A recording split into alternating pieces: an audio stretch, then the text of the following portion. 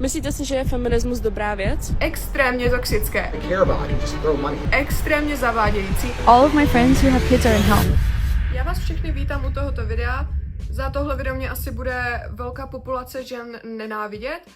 A já to v rámci možností chápu a právě proto jsem se rozhodla, že si sednu a nějak jako dovysvětlím moje postoje, protože mě Bold News spolu s Koncentem a s Johanou Nejedlovou, která je vlastně hlavní tváří právě Koncentu, což je politická neziskovka. Oni se teda neoznačují za politickou neziskovku, označují se pouze za neziskovku. Z mého pohledu se jedná o politickou neziskovku, protože protlačují zájmy politické strany, která je vlastně spojená přímo s Koncentem. Protože paní Nejedlová je přímo propojená se zelenýma. To znamená, že z mého pohledu se jedná o politickou neziskovku, oficiálně ne, ale říkám vám můj názor. Byla jsem označena za českou magu, což je Make America Great Again, což znamená udělejte Ameriku znova skvělou. A jedná se vlastně o stranu, nebo respektive spiknutí několika lidí, velké skupiny lidí, která chce vrátit Ameriku do původního stavu, zbavit se lidí, kteří tam nemají co dělat a protlačují vlastně zájmy Ameriky, Američani. Co je na tom špatného? Absolutně nic. Ale proč je to kontroverzní v Česku? Právě kvůli tomu, že v Česku si lidi spojili magu především s Nickem Fuentesem, což je člověk, kterého já dlouhodobě sleduji, a v rámci možností ho v mnoha ohledech podporuji, což si opět vysloužilo nálepku, že jsem misogyní, že jdu proti ženám a to se hezky ruku v ruce vede s Andrew Tatem, protože to je další bod úrazu v mém případě, jelikož já jsem na Andrewovi prakticky vyrostla. Já od mých asi 12, 13, 14 nějak tak jsem Andrewa začala sledovat a dost jsem se našla v jeho videích, kde teda jako nemluvil o ženách, protože já moc jako neřeším, co si myslí chlapi o ženských, do té doby, než se to přímo bije s nějakým mojím pohledem. Každopádně řešila jsem právě to, jak se pohlíží přes oči od Andrewa na společnost. A co se týká Matrixu, protože Matrix je za mě naprosto reálná věc, systém a všechny věci okolo nás tak spadají do Matrixu v uvozovkách. A když si kouknete na ten film Matrix, tak vám vlastně dojde, že ono se až tak nejedná o sci-fi, jako spíš o dokument, nebo minimálně z mého pohledu. Já jsem Andrewa sledovala kvůli tomu, že vybudoval obrovské imperium z absolutního ničeho, prostě z nuly. On to vykouzlil. I'm arrogant because I'm a 4 times kickboxing world champion. I came from absolutely nothing. I grew up in a single parent household with social housing. I'm now a multi-millionaire, a decimillionaire. I'm retired for life at 30. My mother's retired for life. My brother's retired for life. Well, anyone I care about, I can just throw money at. To, že to bylo nemorální, že dělal nechutné věci s ženskýma, půl bidy. Jako já říkám pořád, že když jde o prachy, tak člověk potřebuje rozlišovat jeho morální maják a jeho houževnatost po tom, co chce, protože nikdo, kdo je opravdu takhle jako majestátně bohatý v uvozovkách finančně, tak to pravděpodobně nevybudoval jenom čistě na tom, že to byl dobrý člověk a musel udělat nějaké přešlapy nebo něco, co jde přes jeho morální hranice. Protože žijeme ve světě, kde neuspěješ, pokud neuděláš něco levou nohou. I looked into the case and what I saw was something horrific. A young woman got a flight paid for her by the Tate brothers to Romania. She wanted to go. When she got there, she got bored and she's trying to get him to pay for a flight for her to go somewhere else on vacation. So her and her friend begin texting. They start laughing with one another saying like, what if we just make up that we're being sex trafficked? Každopádně do tady toho nechci moc zabředávat, to bude asi na další video, kde vám vysvětlím teda, proč Andrewa podporuju. V některých věcech, v některých ne, je to u mě tak jako půl na půl, spíš 80/20, protože některé výroky jsou kontroverzní, ale u některých výroků, u těch právě kontroverzních si myslím, že to udělal právě kvůli tomu, aby se o tom mluvilo, aby to nastalo lidi, kteří budou jako labilnější k tomu a vezmou si to osobně. A to je přesně to, co se splnilo, protože vemte si, že Andrew vybudoval svoje jméno do takového extrému, že byl více googlený než Donald Trump. Což je masakr. Já oceňuju lidi, kteří něco dokážou a vždycky budu. Každopádně, byla jsem označena za misogyní a za ženu, která jde proti ženám. Strašně mě zaujalo to, že jsem misogyní, nevěděla jsem, že se tady bude hrát s nálepkama jako misogyní u ženské, přece jenom jako ženské většinou misogyní nejsou, že jo? A já jsem si řekla, pojďme to teda rozebrat, protože moje postoje dle mého nejsou absolutně misogyní, podle mě jsou moje postoje logické a racionální, což je jakoby docela rozdíl, jo? Dala jsem post o tom, že novodobý feminismus není feminismus. Seběhlo se na mě plno ženských, které chtěli, abych to nějakým způsobem objasnila, protože si myslí, že tím pádem jdu proti ženám, že útočím na ženy. Můj příspěvek na ženy neútočil absolutně v ničem. Můj příspěvek ukázal, jak se radikální v uvozovkách feministky, které nejsou feministky, vyjadřují na stranu mužů. Protože mluví o tom, že muži jsou vlastně odpad, že je potřeba redukovat heterosexuální rodiny, že jakmile žena vyvrcholí s mužem, který je její partner nebo kdokoliv, prostě jakmile žena vyvrcholí s mužem, tak přímo akceptuje to, že je někdo jakože nad ní a že přímo akceptuje své vlastní utlačení. Tady tyhle myšlenky jsou extrémně toxické, extrémně zavádějící a brutálně, ale že brutálně hlavu vymývající. Protože jestli chceš rozvrátit zdravé heterosexuální vztahy, tak co se stane? Sníží se porodnost ještě více. Co se stane, když toto budeš spát lidem, kterým je nad 50? Pravděpodobně si zaklepou na hlavu a řeknou si, že jsi nemocný. Jenomže když toto budeš konzistentně sypat do hlav dětskám, které mají v ruce mobil, který nemají mít v ruce, tak se stane to, že v tomto prostředí budou vyrůstat. Don't you dare disobey me, Coraline! Ah! Ew! I straight up see pregnancy as an act of like self-harm. Like if you're boasting that you're pregnant, I pretty much think that you hate yourself. I will never understand how people find these settings cute. Tím pádem to reálně může nějakým stylem poškodit společnost. Naštěstí tyhle ženské nejsou zas až tak slyšet, ale ty, které jsou slyšet, tak jsou slyšet teda dostatečně, možná až moc. A to je právě to, protože my tady v Česku a celkově na světě nejsou feministky, které by stály za tím, že nechceme žít jako v Talibánu. Že prostě ženská není méně než koza a to je vlastně celá ta myšlenka, že má mít možnosti, že má mít svobodu, že má mít práva, že na ní prostě chlap nemá šahat, když nechce, ať na ní šahá. Tady tohle jsou věci, za kterými já stojím, světe div se, jinak bych jako tady neseděla a neříkala svoje názory vám, že jo. To znamená, že já v tady tomhle tom plně podporuju hnutí, které se jmenuje feminismus. A tady toto je jádro celého feminismu. Boj o to, aby ženy měly možnosti. Jednoduše řečeno. To, co se teďka děje a s čím já mám obrovský nepřekousnutelný problém, ale s feminismem nemá vůbec nic společného. Mluví se o mužích jako o odpadu, říká se, že ženy, jakmile jsou s přítelem, jakmile mají přítele, takže jim to ubírá na auře v uvozovkách, že jim snižuje de facto váhu ve společnosti, že prostě si ubírají tím, že mají vedle sebe chlapa, že je to vlastně trapné a potupné. Já bych ráda řekla, že mít chlapa vedle sebe je potupné jenom pokud ten chlap je loser, jinak ne. Já jsem fascinovaná tím, že tady sedím a musím toto vysvětlovat. Já jsem fascinovaná tím, že jsme to dopracovali do fáze, kdy musíme vysvětlovat, co je feminismus lidem, kteří se označují za feministky, ale protlačují věci, které nemají s feminismem absolutně nic společného. Feminist? You are a self-described feminist. What is a woman? Why do you want to know? I'm infinitely curious. What's a man? You're looking at one.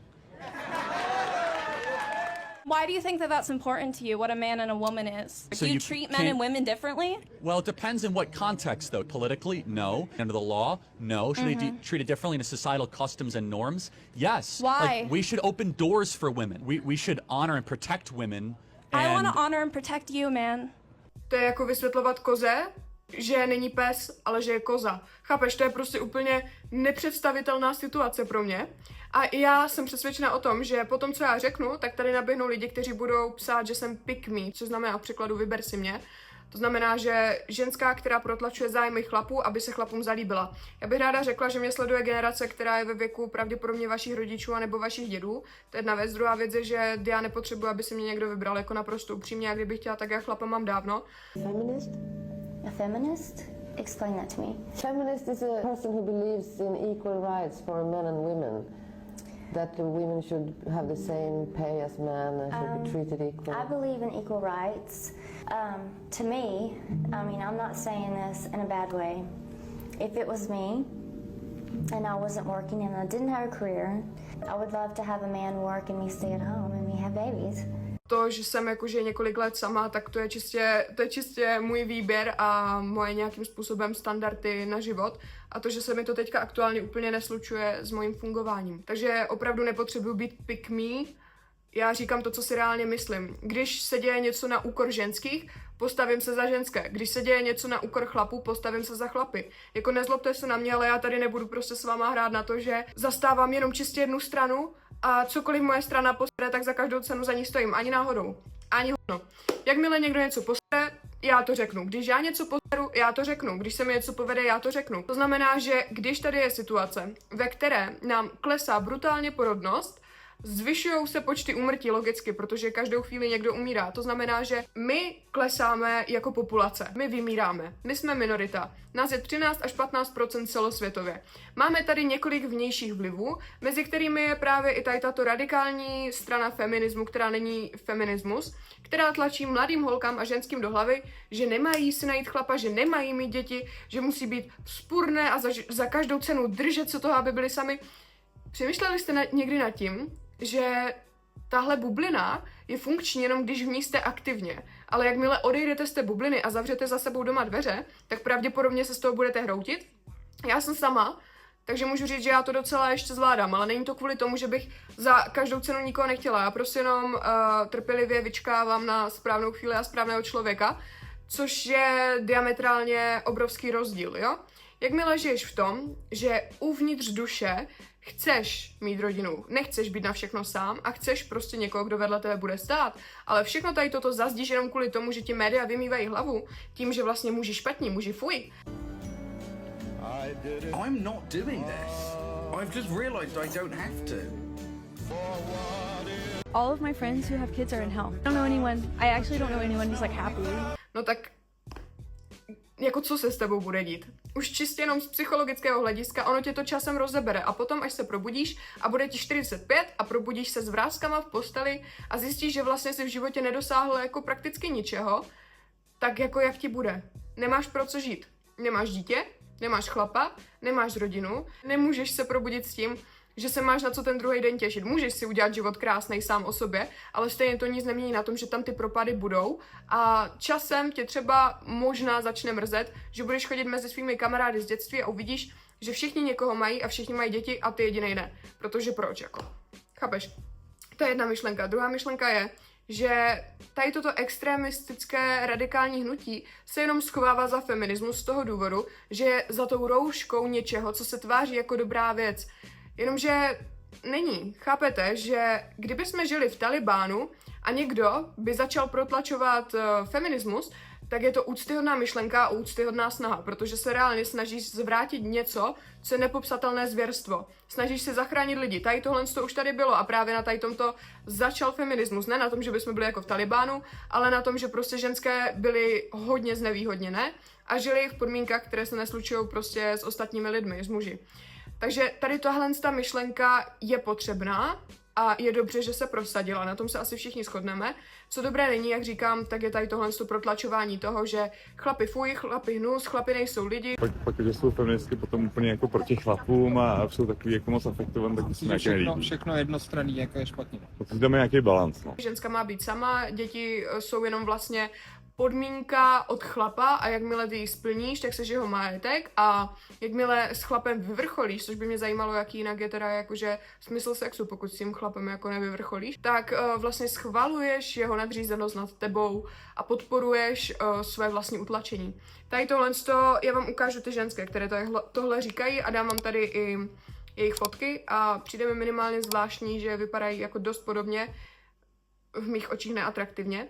Takže mám dvě možnosti, které by to mohly být. Buď jsou nasrané na celý svět a prostě zůstali na ocet, tak prostě kopou kolem sebe, nebo reálně prostě s nimi něco špatně a nenávidí muže a snaží se rozvrátit rodiny. A nebo je skrytá třetí varianta, to je ta, že to jsou v duši lesby, ale nechce je ani ta baba. Nevím, tady tahle bublina se zvětšuje o to, že ti lidi píšou třeba, ať se podíváš na to, že mladí kluci, jakože malé děti, kluci, holky, takže prostě holky jsou více znevýhodněné. A když se zeptáš na to jak, tak ti řeknou, že no, ženské tělo nebylo tak prozkoumáno jako to mužské. Nebo ti řeknou, no tak holčičí oblečení, tak je prostě třeba vyzývavé nebo něco. A tady tohle jsou věci, které se ale úplně jakoby nepropojují s feminismem. Já bych řekla, že je důležité uvědomit si, že jsou věci, ve kterých jsou ženské znevýhodněné a jsou věci, ve kterých jsou chlapi znevýhodnění, protože nežijeme ve světě, který by byl fair. Ať chcete nebo ne, bohužel ne. To znamená, že ano, je tady nějaký důraz na to, ať holky vypadají hezky. Ať vypadají hezky, ať něco umí, ať jsou prostě k užitku. Jo? To je tady od jak živa a myslím si, že to má svůj smysl, protože reálně ženská se o sebe má starat, ženská má nějak vypadat, ženská má dbat na hygienu, ženská má dbat na to, aby doma měla uklizeno a ženská by měla mít ty děti. Neříkám, že musí, říkám, biologicky by měla, jo? Proto existují biologické hodiny. Jako mně přijde, že v téhle době všichni popírají nějaké biologické pravdy. Že všichni popírají všechno, co reálně je nějaká jako racionální pravda, ale zároveň potom přijdou s tím, že lidi, kteří odmítají transgender, tak vlastně neznají biologii. Takže oni vlastně na jednu stranu zamítnou všechno, co je jako lidská podstata a přijdou s tady touto uchylnou ideologií a najednou se budou otáčet na biologii. Úplně nonsens. Vem si, že na ženské se sice dává tady tento tlak, jak vypadají a bla bla bla, ale na kluky, když máš malý kluky, tak nevím, jestli máte syna, nebo jestli vy jste malý kluk byl někdy, tak kolikrát vám za život i jako malýmu klukovi někdo řekl nebreč, seš chlap, zmuž se. Kolikrát vám to bylo řečeno? Protože já vím, že tady tohle je něco, s čím se tady operuje taky od pradávna. Chlap má být silný, chlap má být schopný uchránit rodinu, chlap má být schopný zabezpečit rodinu a pořád se míjíme okolo té rodiny, protože ta rodina je reálně podstata jako prakticky života všech. Kdyby ty rodiny nebyly, tak tady nejsme my už několikátou generaci, chápete? My tady jsme od jak živa a už od toho pravěku to všechno se staví na rodinách. Chlap, ženská, dítě. Dítě vyroste, potká další dítě, udělají další dítě. Chápeš? Tady toto je pyramida toho, jak svět funguje. Tady tohle to není nějaká šílená ideologie, která se snaží potlačit ženské. Tady tohle je prostě čirý fakt, jak svět a společnost od jak živa funguje. Přijde mi to fakt všechno, úplně celý svět mi přijde postavený na hlavu. Pojďme všechno pojďme teďka demonizovat a kdokoliv řekne něco, co dává smysl, tak řekneme, že je misogyní, narcistický, homofobní, ne heterofobní, heterofobní jste vy. Každopádně homofobní, transfobní, asexuálofobní, já nevím, co všechno tam vy ještě máte, ale tady tyhle nálepky jsou smutné, jo, a ještě fašistické, nacistické. Já myslím, že jsem asi vypotřebovala všechny nálepky. Chtěla bych video ukončit tím, že přestaňme se bát věci nazývat tak, jak jsou. Přestaňme se bát říct, že zem je zem a nebe je modré prostě. Přestaňme se bát, ty věci jsou tak, jak jsou celou dobu. Jenom teďka se společnost začala obměkčovat, aby všichni obcházeli každou věc prostě jak tajtrlíci, okolo prostě. Proč? Abyste se náhodou někoho nedotkli? Jako člověk i jeho mentalita potřebuje, aby párkrát za život přišel do střetu s něčím, co je nepříjemné. My se takhle doslova vyvíjíme. A myšlenka o tom, že ženské nejsou prozkoumané dostatečně, já si myslím, že nikdo není prozkoumaný dostatečně. Jsou tady nějaké studie, které jsou pochybné, může to být třeba s tamponama, protože se každou chvíli vynoří informace, že způsobují nějaké rakoviny nebo že mají v sobě karcinogenní látky. Možné to je, já si myslím, že všechno, co v životě děláme, tak způsobuje rakovinu nebo je nějakým způsobem karcinogenní. Jako od všeho, vemte si, že oni přišli s tím, že slunce vám způsobuje rakovinu kůže, takže na sebe patláte nějakou chemii, která vás má ochraňovat před tím sluncem. Takže konec konců všechno, v čem my žijeme, od mikroplastů po vodu, po hormony, po vzduch, po všecko, co ve městech máme, tak všechno způsobuje nějakým způsobem rakovinu nebo nějaké nemoci. Podle mě není nic a nikdo prozkouman dostatečně. Vemte si, kolik mozků je na světě. Několik miliard mozků. Mozek je každý jiný. My nemáme stejný mozky. Vem si, že mozek funguje na základě toho, jak ty ho vlastně v průběhu života poskládáš. Ty si ho můžeš v uvozovkách přetransformovat, protože tvůj mozek je skládán z věcí, které zažiješ. Někomu chybí třeba, nebo má hodně malou hemisféru. Někomu zase ta hemisféra vyrostla v uvozovkách neskutečným způsobem. Každý má jiný mozek. Mozky se neprozkoumaly, je jich několik miliard na světě. A známe jenom nějakou objektivní v uvozovkách pravdu o tom, jak mozek funguje. Ale každý mozek podle mě funguje jinak, protože traumata, životní události, všechno, čím si projdeš, tak ten mozek nějakým způsobem formují. To znamená, že my nemáme dostatek informací na nic. Oceány nejsou prozkoumané. Každopádně, jestli jsme byli ve vesmíru, taky nemáme dostatek informací. Všechny věci, které se kolem nás dějou, tak známe jenom svoji lidskou hlavou. A naše lidská hlava prostě není přizpůsobená na to, aby jsme rozuměli úplně všemu. Tady ten argument podle mě kulhá na absolutně všechny strany. A mně už nezbývá nic, jen se zeptat, co si o situaci myslíte vy? Chápete rozdíl mezi feminismem a radikální extremistickou stranou schovanou za feminismus? Napište mi do komentářů, protože já si opravdu myslím, že tady tato strana se snaží jenom cílit na emoce ženských, které mají pocit, že jsou v ohrožení a snaží se jim nabídnout berličku toho, že on je zachrání a že kdokoliv je proti ním, a nedej bože, že to je ženská, tak to je prostě ten vyvrhel. Já bych ještě řekla na závěr, že já jsem byla vyvrhelem vždycky, vyvrhelem pravděpodobně vždycky zůstanu a tu nálepku černé ovce si ponechám klidně navždycky, že s tím umím a vydržím. Mějte se hezky a vidíme se příště.